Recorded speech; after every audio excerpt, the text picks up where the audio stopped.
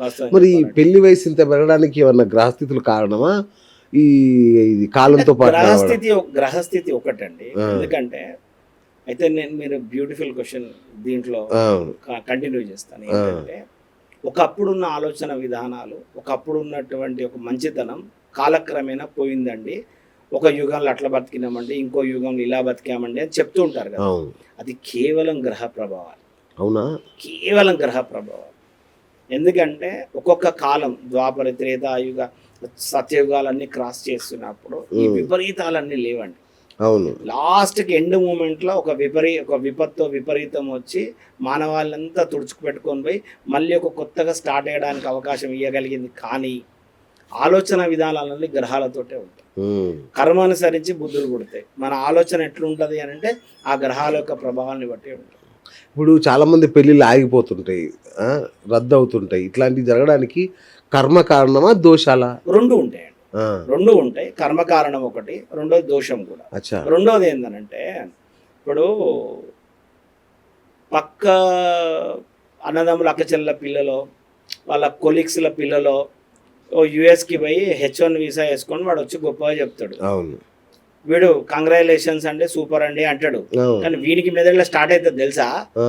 వీడు 10వ తరగతే ఉంటది ఆ అమ్మాయి. వీడి మెదడులో స్కెచ్ చేస్తూ మొదలుపెడతాడు వీడిగ.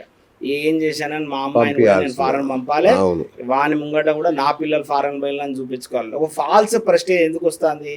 పక్కోడి నుంచి నీ ఆలోచన విధానం మార్చుకుంటారు. కరెక్ట్. ఎందుకు ఆ దరిద్రపు ఆలోచన విధానం? హ్మ్.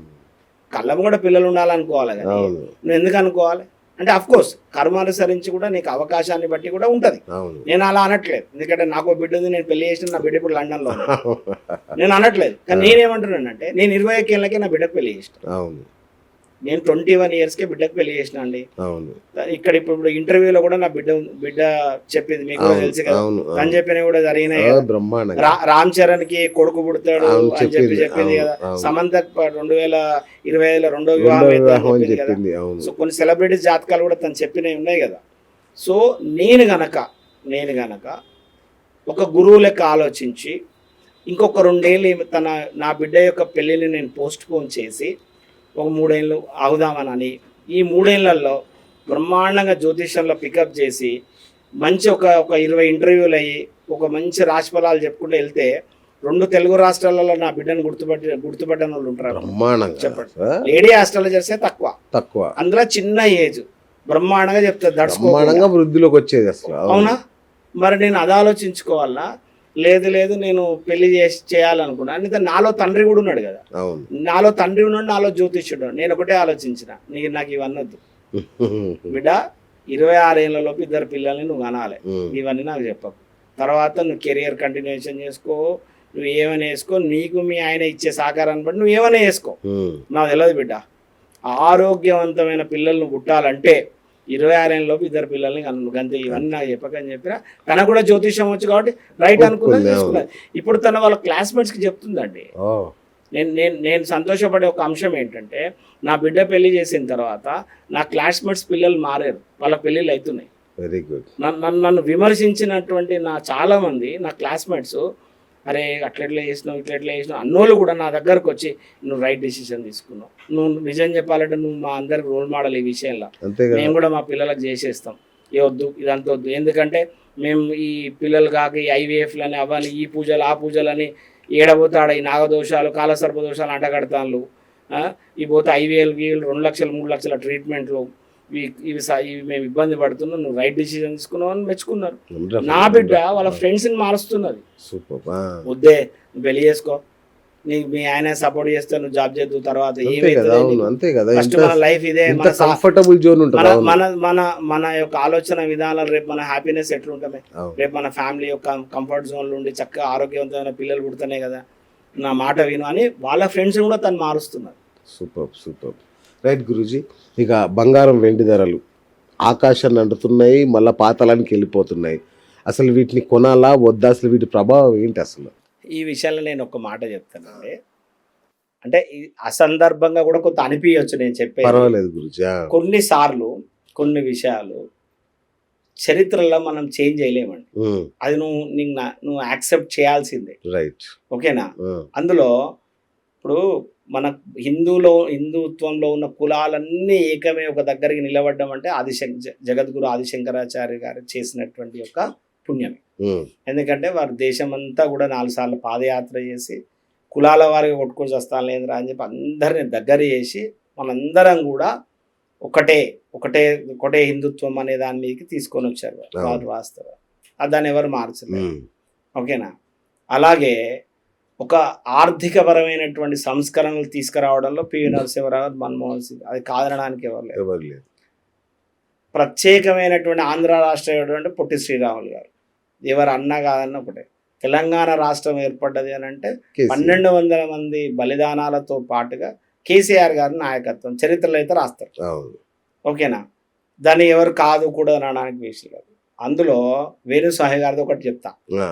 ఫస్ట్ టైం బంగారం ఊహించని రేంజ్కు పోతుంది, అట్లనే మళ్ళీ యాజ్ ఇట్ ఈస్ పడిపోతుంది అని చెప్పిన వ్యక్తి తను.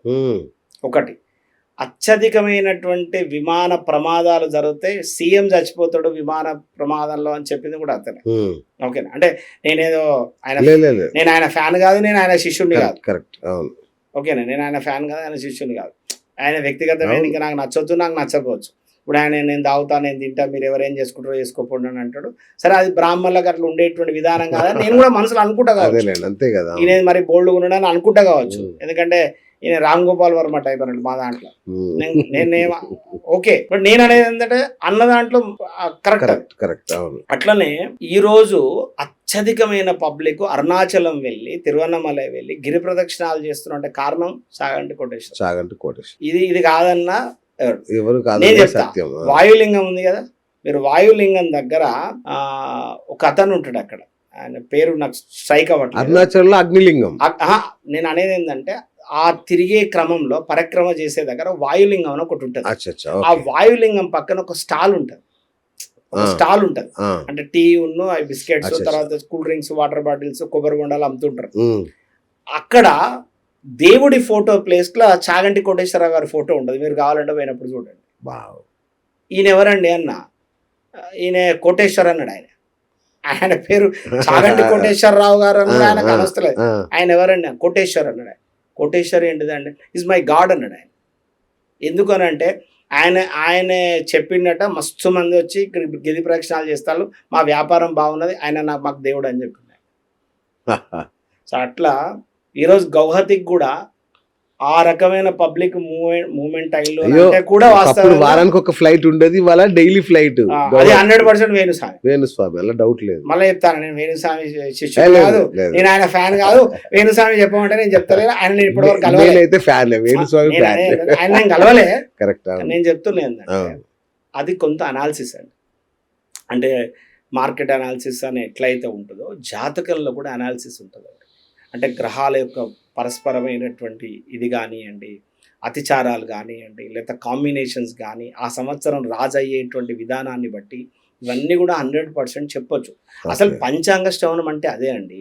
ఏ ధరలు పెరుగుతాయి, ఎప్పుడు ఏ రకమైన వర్షపాతాలు ఉంటాయి, భూమి సాంద్రత ఎట్లా తెలుసుకోవచ్చు, ఈ సంవత్సరం పంటలు ఏది వేస్తే రైతులు లాభపడగలుగుతారు, ఎలాంటి రోగాలు ఇబ్బంది కలిగే అవకాశాలు ఉంటాయి చెప్పడమే పంచాంగం అండి. అది ఆ టాపిక్ అంతా పోయి అది రాశిఫలాల మీద పంచాంగంగానే రాశిఫలాల కింద పోతాను. అసలు యాక్చువల్గా ఇదే వాస్తవంగా. కాకపోతే వారు చెప్పిన దాని ప్రకారం కానీ, లేదా జ్యోతిష్ శాస్త్రం చెప్పిన ప్రకారంగా ఖచ్చితంగా కూడా ఏంటంటే రాహు అనేటువంటి వాడు శని స్థానంలో ఉన్నాడు. ఒక మనిషిని భయపెట్టాలన్నా, ఒక ఆందోళనకు గురి చేయాలన్నా, మాయ చేయాలన్నా, లేకపోతే లేని దాని మీద ఆశపడగలగాలన్నా రాహు అండి ముఖ్యంగా. రాహు కుంభంలో ఉన్నాడు. రవి స్థానంలో కేతు ఉన్నాడు. కేతు చిత్రవర్ణం, రవి స్థానంలో కేతు ఉన్నాడు. ఈ అక్టోబర్ వరకు పరిస్థితి అదేనండి. ఏ రాజు సరైన నిర్ణయాలు తీసుకోరు. రాజు నేను అందుకే చెప్పాను, గత ఇంటర్వ్యూలో కూడా చెప్పాను నేను, ఈసారి ప్రతి రాజు వ్యతిరేకమే. ట్రంప్ ఎట్లా తిట్టుకుంటున్నారు, కొన్ని నిర్ణయాలు బీజేపీ తీసుకున్న నిర్ణయాలు కూడా పబ్లిక్ యాక్సెప్ట్ చేస్తలేదు. అట్లా ఈ రాజు ఆ రాజు అని కాదు, ఏ రాజైనా, ఏ దేశపు రాజైనా సరే అండి, ప్రజలతోటి వ్యతిరేకతను చూస్తాడు. ఎప్పటి వరకు? ఈ అక్టోబర్ వరకు, 2026 అక్టోబర్ వరకు పరిస్థితి అదే. ఎందుకంటే కేతువు సింహంలో ఉండడం వల్ల, అలాగే రాహు ఉండడం వల్ల కూడా అంతే. రాహు ఏం చేస్తాడంటే లొల్లి పెట్టించి పంచాయతీ చేసి కృత్రిమంగా ఒకదాన్ని లేవడతారు. ఒక యుద్ధాలు క్రియేట్ చేసి ఇక నా ఆయుధాలు అమ్ముకోమంటాడు ఒకడు. వాడు కృత్రిమమైనటువంటి ఒక మెడికల్ చేసి వాడు ఒక మాఫియా తయారై వాడు మెడిసిన్స్ అమ్ముతాడు ఒకడు. అవును. ఓకేనా, బంగారం కూడా అంతే, ఓకే. స్టాక్ మార్కెట్ కూడా అంతే, జూదమే కదా అంతే. అది కూడా అంతే. ఎవడో ఆడిచ్చేటోడు ఒకడు ఉంటాడు, ఆడిచ్చే దేశం ఉంటుంది, ఆడిచ్చేటోళ్ళు కూడా కొంతమంది ఉంటారు. ఇదంతా ఒక గ్రూపే, ఇష్టం వచ్చినట్టు ఉండదు. సో అలాగే గ్రహాల యొక్క అనాలిసిస్ ప్రకారం కూడా ఈ అక్టోబర్ వరకు పరిస్థితి అదే. Okay okay. ఒక పెళ్ళిళ్ళుంటే అత్యవసర పరిస్థితులు అయితే కొనుక్కోండి, కానీ లేకపోతే మాత్రం దయచేసి అక్టోబర్ వరకు బంగారం వెండి జోలికి అసలు పోనే పోకండి. అవునా? ఓ సూపర్. ఈ అక్టోబర్ వరకు అసలు ఆ జోలికే పోకండి. ఓకే గురించి మంచి విషయం. ఈ అత్యవసరం అంటే తప్పదు తప్పదు కదా, పెళ్ళిళ్ళు అంటే పెళ్ళిళ్ళు తప్పదు కాబట్టి. అని అక్టోబర్ వరకు మాత్రం ఇది ఎప్పుడు ఏ అమాంతం అది 2 లక్షల లేదు, అమాంతం పడిపోయి మళ్ళీ 1,00,000, 10 లక్ష 20 బంగారం దొరుకుతా కూడా తెలియదు. అంత వేరియేషన్ ఉంటుంది.